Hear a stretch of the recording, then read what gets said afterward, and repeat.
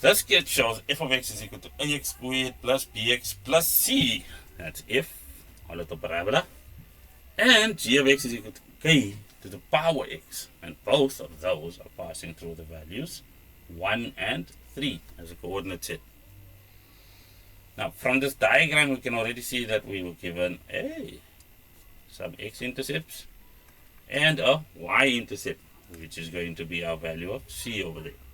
So those are little interesting tidbits over there. So let's see what the questions shape up like. Yeah, that's a really poor English. Anyway, determine the values of a, b, and c. Well, c is already equal to 8. So we can just say from observation, c is equal to 8. That's from there. Now, how am I going to approach this, given what's on our diagram? Well, we did note that we were given x-intercepts. So how do we use them? Well, the best way would be to put them in what's called intercept form, which looks like this. F of x is equal to a times x minus x subscript 1 and x minus x subscript 2. You can put parameters in here like a c and a d or whatever floats your boat, just something statistical. So from this, the first thing we're going to do is just sub in our x-intercept values. So we'll have y being equal to a, and that's of course x minus 2, x minus 4. Now there might be a temptation to distribute or multiply these two binomials out. Resist that temptation and realize that you have another point on this parabola which you can substitute in, which is in any case the most common way of using this method, because the first thing we're going to do is get this value of a and b simultaneously from one operation.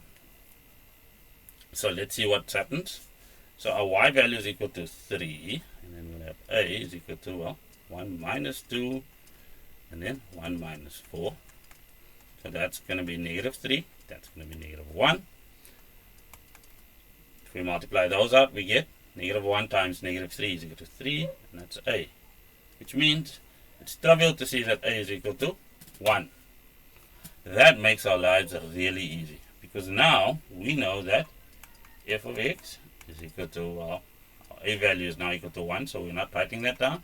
And then all we have to do is to make sure that we distribute accurately over here. So x times x gives us x squared, and then x times negative 4 is minus 4x. And then if we do the bottom, minus 2x and plus 8.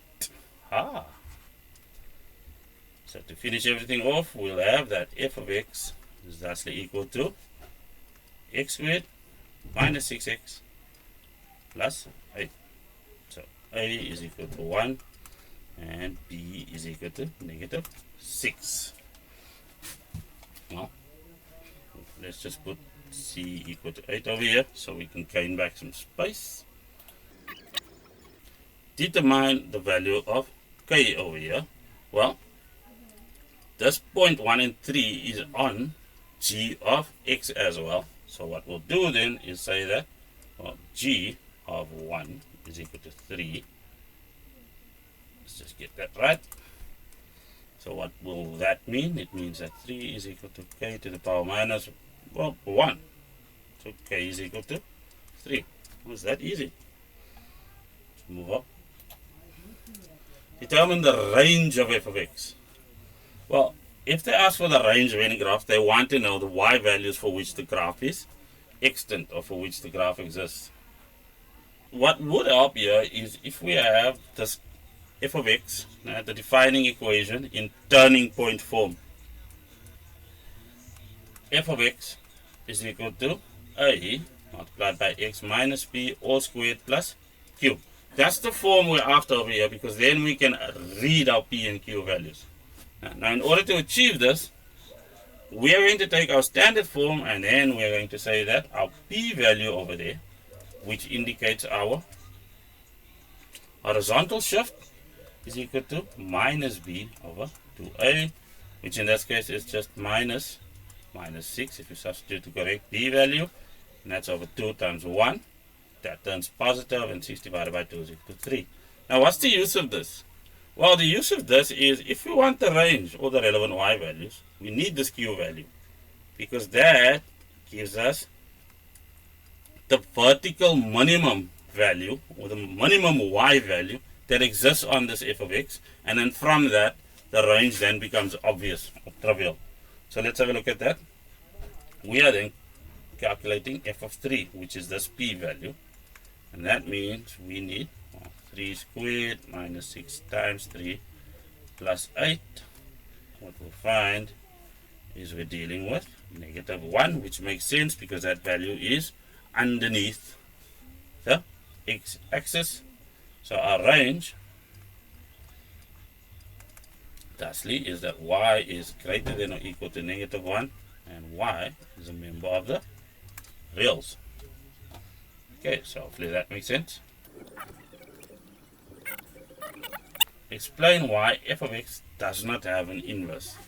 Well, technically speaking, f of x does have an inverse, but that inverse is not a function, which is what they are after over here. So the inverse of f does not pass the vertical line test. It's that simple. So if we were to have a look at it, this is 3 and minus 1.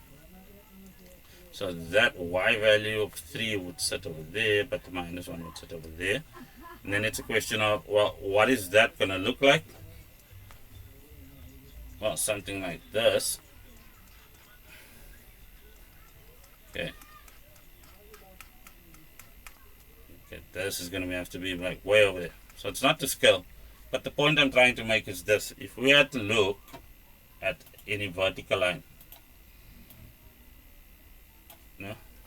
that moves from left to right across this inverse, this proposed inverse, it is cutting over there and there. So in two places. So the 1:1 relationship is broken. Therefore, that inverse is not a function. F of x does not have an inverse in the functional sense of the word.